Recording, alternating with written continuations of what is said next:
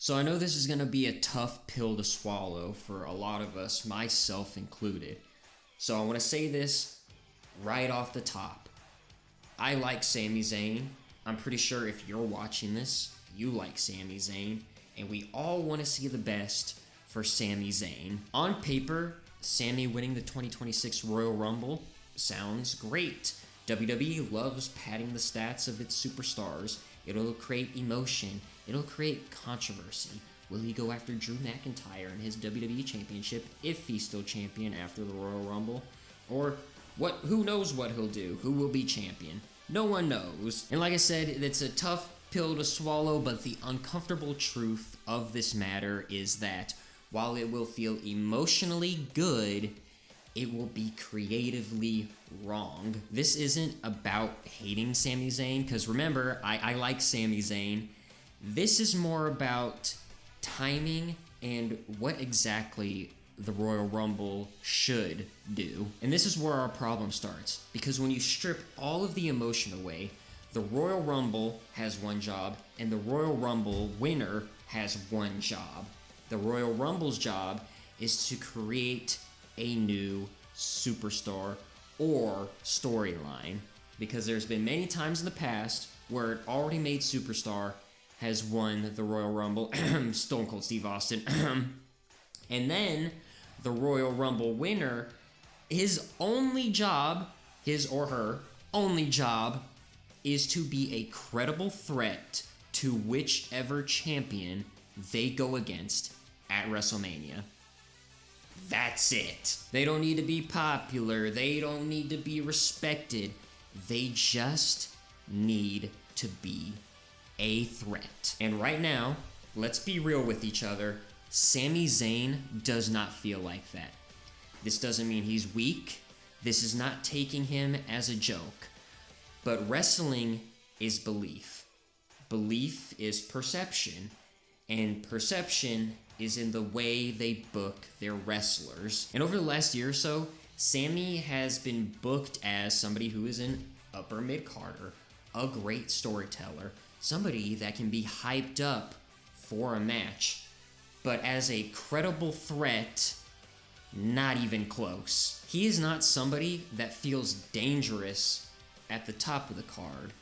Mid-card, upper mid-card, sure, but not to the upper card main eventers. Losses and momentum matter, and a Royal Rumble win doesn't create momentum. It takes what's already there and amplifies it by 1,000. A Royal Rumble win should create a lot of controversy in a way that answers and asks a lot of questions. Who is he gonna face? What championship is he gonna go for? Will he actually main event WrestleMania, or is he gonna open WrestleMania? These are all questions that should be asked. There should never be a moment in time when somebody wins the Royal Rumble and they go, oh, cool, they're actually giving it to him. Way to go, WWE, because when it comes to wrestling, when that bell rings, even if it is just for a split second, we as the audience need to believe whoever is fighting the champion has a chance at beating them. And right now, I don't have that belief in Sami Zayn. I don't care if you put him up against Drew McIntyre, CM Punk, Gunther, who he's already beaten for the Intercontinental title, Jey Uso. You can pick anybody who's been a champ over the past year. I don't see him beating them, even though he beat Ilya Dragunov to go to the Fatal 4-Way. I just don't see him beating somebody for a championship at this point. And now we're going to get to the really jagged pill to swallow, because I think Sami's time to become a world champion, whether it be world heavyweight champion or WWE champion, already passed. And it was almost, at this point, 3 years ago that it happened. I'm talking about 2023, Elimination Chamber, Montreal, Canada, versus Roman Reigns. That was Sami's window. That was the only time he was a believable threat against a champion. And what a monster of a champion to be a threat against. For months, Sami was the emotional glue of the bloodline, the funny guy, the loyal guy, the one taking beatings just to belong. Roman tolerated him, Jimmy liked him, and Jey Uso never, ever trusted him.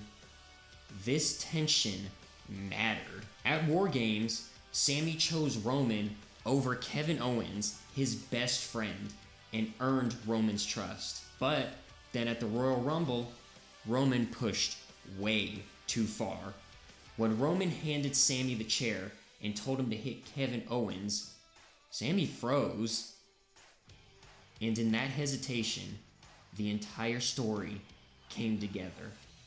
He didn't hit Kevin, he hit Roman Reigns. When we finally get to Montreal at Elimination Chamber, Sami really isn't chasing the WWE Universal Undisputed Championship. He's trying to take down a tyrant named Roman Reigns. The crowd and the audience watching at home didn't just hope, they believed. Even people who knew Roman probably wasn't losing still felt doubt. And that belief doesn't only come from booking, but it comes from the perfect timing. See, Sami Zayn didn't feel only like a competitor that night for the championship.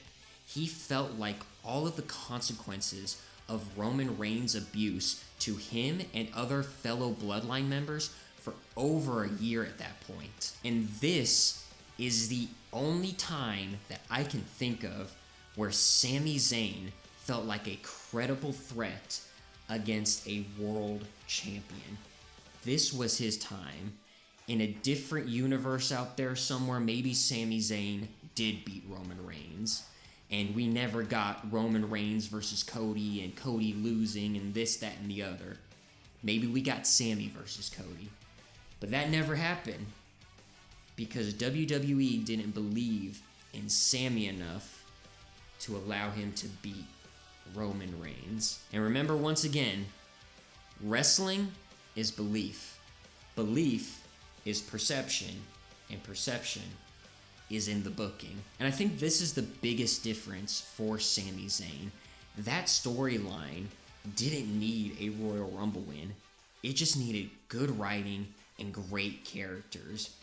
If we give Sami Zayn the Royal Rumble win here, we're gonna try and manufacture something that was already organically created 3 years ago. And I truly believe that the Royal Rumble shouldn't be about bringing people from the past and elevating them to where they've already been and failed. It should be looking towards the future and building new stars like they did with Jey Uso. And you can say what you want about Jey Uso and his title reign. It wasn't the best, but at least they gave it to somebody new. They took a chance and they missed.